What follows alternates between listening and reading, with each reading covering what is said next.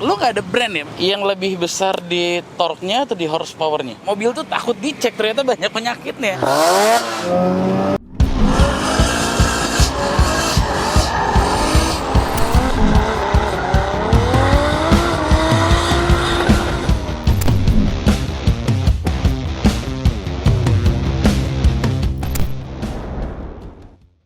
Halo guys, welcome back to my channel. Setelah sekian lama gue nggak bikin konten dan sekarang gue pengen bikin konten. Dan ini mungkin teman-teman tahu kalau lagi sering update di Instagram gue. Jadi mobil RX-8 punya temen gue yang sekarang lagi dititipin ke gue. Udah 4 tahun gak nyala dan baru kemarin dinyalain dan kebetulan kita mau scan. Nah, RX-8 ini kan susah-susah gampang ya, terutama buat electricity-nya. Jadi mau nggak mau gue agak ribet karena pada saat 4 tahun gak dinyalain, mobilnya karatan, injek koplingnya nggak enak, dan akhirnya gue coba bersihin, dari gue cabut stiker dan abis dipoles sedikit. Sekarang gue lagi main ke dokter mobil. Gue mau tahu nih dokter mobil sejago apa kalau benerin mobil. Jadi mari kita lihat, kita ngobrol. Nih ada ownernya sekalian nih, kita ngobrol. Long, hai. Gimana? Udah lihat mobilnya karatan? Udah. ini udah dipoles loh by the way. Udah detailing. Jadi salah satu ownernya dokter mobil. Dan sekarang gue lagi coba ngidupin mobil ini kan karena udah lama. Jadi ini mobil ceritanya sejarahnya 4 tahun diam. Jadi baru gue beliin akinya lagi, terus baru sempat dibersih-bersihin dikit. Tapi ya tetap aja ya, namanya mobil udah lama kan kelihatan karatnya masih agak susah hilang. Jadi mesti di ekstra kerja keras banget. Dan PR-nya mobilnya pada saat kemarin nyala, gue baru gue gantiin oli lagi, dan sekarang gue mau ngecek nih komputernya. Siap. Lagi di scan. Lagi di scan. Gue nanya dong ya, tentang dokter mobil. Siap. Kenapa sih lu ngasih namanya dokter mobil? Kasih nama dokter biar apa namanya, marketing kita, ya? Bukan sih, kita kerjanya lebih profesional karena ada alatnya semua gitu loh ceritanya.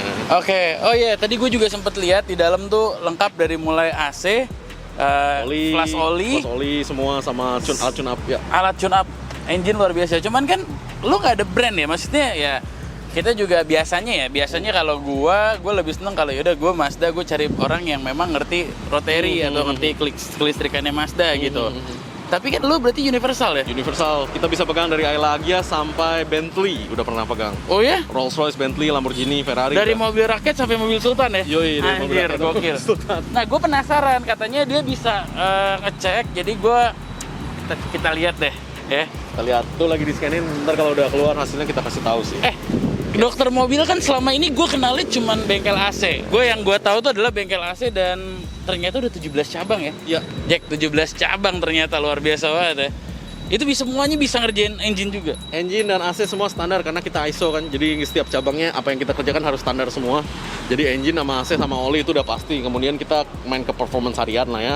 Remap gitu-gitu. Oh, termasuk remap? Remap bisa. Oh, remap tuh dari ECU standarnya lo remap? Iya, ECU standar remap kan. Yes.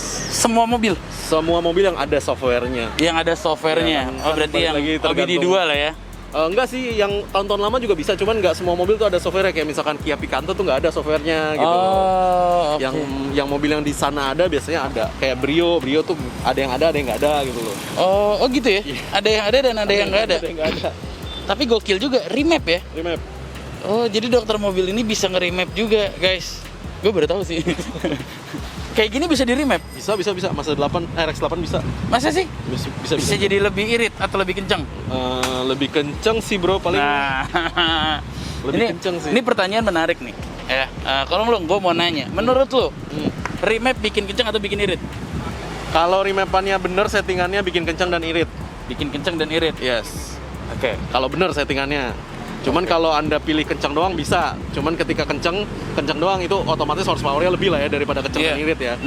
Nah, kalau orang harian sih biasanya kepengennya kencang dan irit sih. Jadi jarang, ya 30% lah dari total customer yang benar-benar kepengennya kencang-kencang gitu loh. Oke. Tuh guys, jadi nih FYI kalau di remap itu nggak selalu tentang irit, nggak selalu juga tentang kencang juga ya. Jadi it depends dari kemauannya mobilnya mau kayak gimana. Ada juga yang gue mau remap mau ya proporsional aja karena kan AFR di Indonesia sama di luar negeri beda kan. Betul. Jadi cuman buat nyamain AFR tuh air fuel ratio. Yes. Oke, jadi ini bisa juga nih? Bisa. Berapa lama sih kalau proses remap ECU Kalau tuh? remap Mazda kira-kira 1 jam setengah lah. 1 jam setengah? 1 jam setengah Guys, Mazda. 1 jam setengah doang nge-remap ECU. Iya. Dan itu kenaikannya signifikan? Kalau untuk mesin turbo yes, karena kan turbonya Ya, turbo, settingannya, iya kan. pasti. Kalau mesin NA 10% dari original horsepower itu maksimal. Yang lebih besar di torque-nya atau di horsepower-nya? Di horsepowernya sih Di biasanya. horsepower-nya ya? Kalau untuk torsinya sendiri? Kalau torsi tergantung dari transmisi dia mau terima apa enggak. Kalau misalkan dia matic ya, biasa kan orang sekarang belinya matic. Nah, Aha. dia limited torsinya itu kalau misalkan kita buka bisa-bisa aja. Cuman kalau nantinya transmisi jebol kan buat apa gitu kan. Oke. Nah, kita nge-push kan juga yang pinter dikit lah gitu loh. Iya, Jangan iya. jangan di-lossin total, Iya, lu iya, 3 hari jebol gitu kan transmisi. Oke, untung mobilnya manual. Kalau manual sikat kan gitu kan. Biasanya nggak ada torque limiter sih kalau manual sih. Iya, oke. Kita coba kita lihat ini sambil nanti gue ajak kalian main ke dalam dokter mobil. Gue juga kaget ternyata lengkap peralatannya. Nanti kita cek. Siap.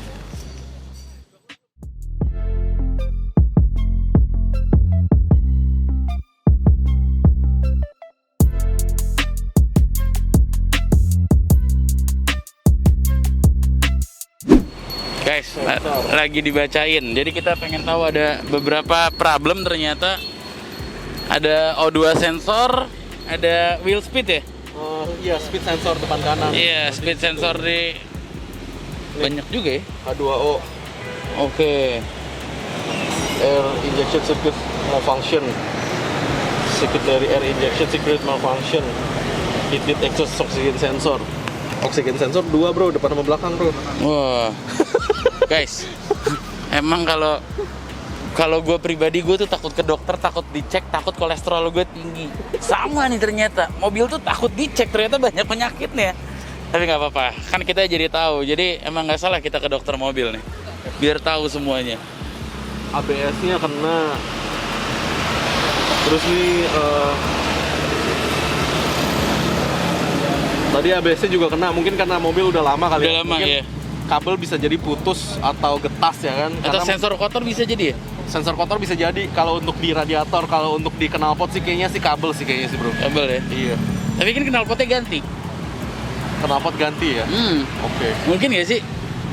Coba dibuka dibersihin dulu sih itu sih biasanya sih. Oh, Control area canvas receive error. Ini power steering nih. Power steeringnya juga sensornya error yang di depan tuh.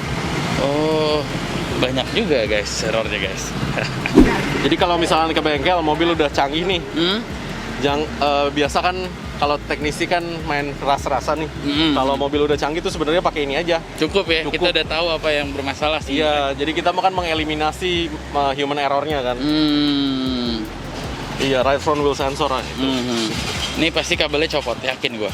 Kalau nggak copot, kegigit tikus, putus. Udah sih bro, itu sih bro. Cuman ini all in all bisa diperbaikin semua, nggak ada yang terlalu major sih. Oke. Kalau kayak sensor itu fix rusak atau misalnya memang karena mobil udah lama diem terus dia ada karat atau apa gitu? Harus copot, bersihin dulu. Jadi yang pertama adalah dicopotin satu-satu yang rusak-rusak itu. Dibersihin dulu, kabelnya dicekin satu-satu. Kalau masih nyambung, pasang lagi gitu loh. Nah, jadi nggak perlu ganti itu ya? belum tentu ganti. Belum tentu ganti ya? Belum tentu. Ini baru diagnosa aja ya kan?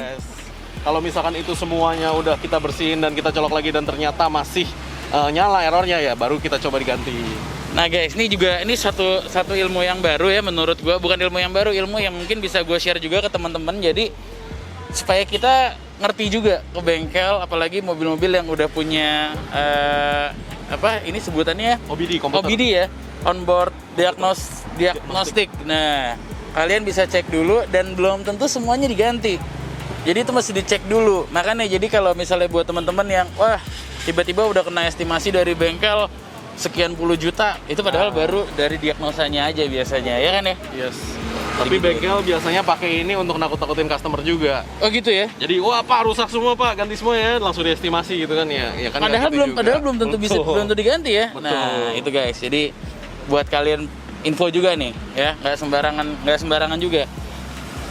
Nah ini kita udah coba iris, ternyata yang masih nongol itu yang ABS doang, yang speed sensor. Jadi itu kemungkinan kalau nggak putus itu mati. Oke. Nah, cuman yang lain responsif sih, coba kita nyalain aja dulu. Netral ya.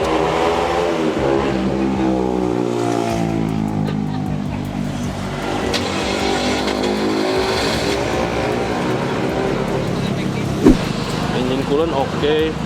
RPM bagus. Gokil guys. Pulse-nya bagus. Ini settingan boros bro. Iya ya. Iya. Fuel pulse-nya 3,5 milisecond. Mungkin karena ini kali ya bro ya. Karena kemarin sempat dipasangin dustek dan sekarang mau dilepas. Iya, kayaknya itu. Sorry, udah dilepas. Udah dilepas ya. Nyala kok ini oksigen sensornya tuh. Dia kasih lihat tuh ada voltasenya kok sesuatu. Oh, oke. Ini on semua kok.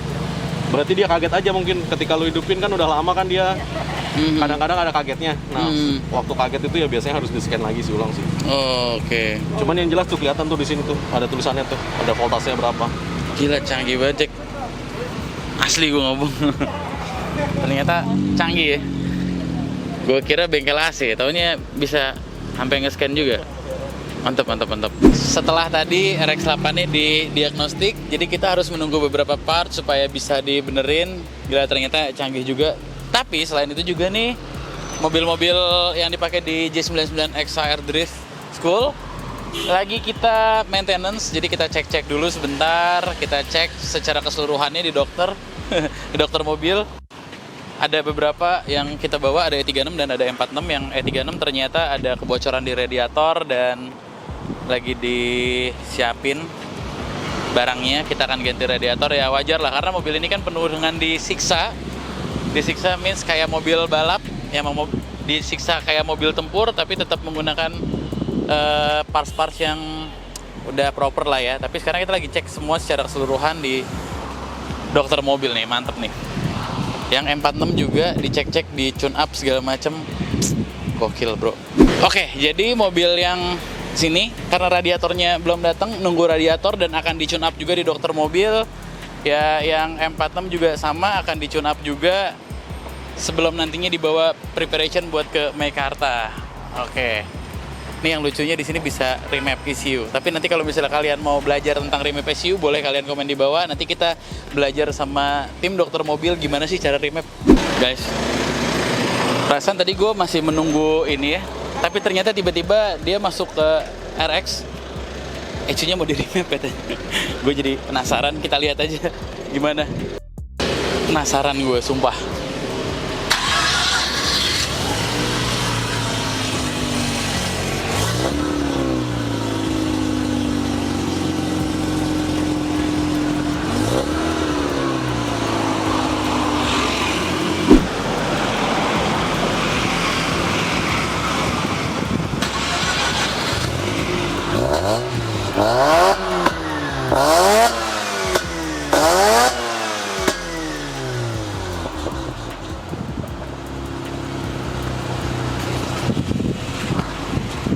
Diapain kok?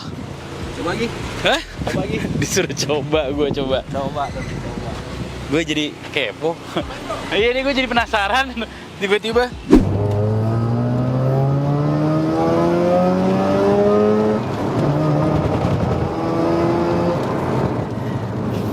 Wah, gokil emang nih dokter mobil nih.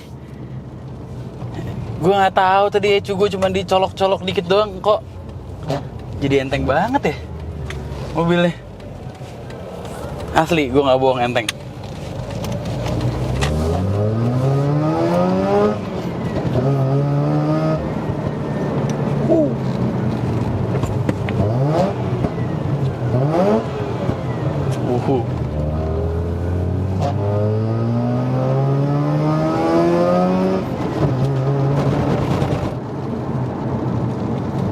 Sekarang tuh naiknya konstan, jadi kayak gimana ya, kayak nggak ada lag-nya tapi naiknya konstan, bener-bener konstan banget gitu, kayak flat grafiknya. Wow, seru habis guys.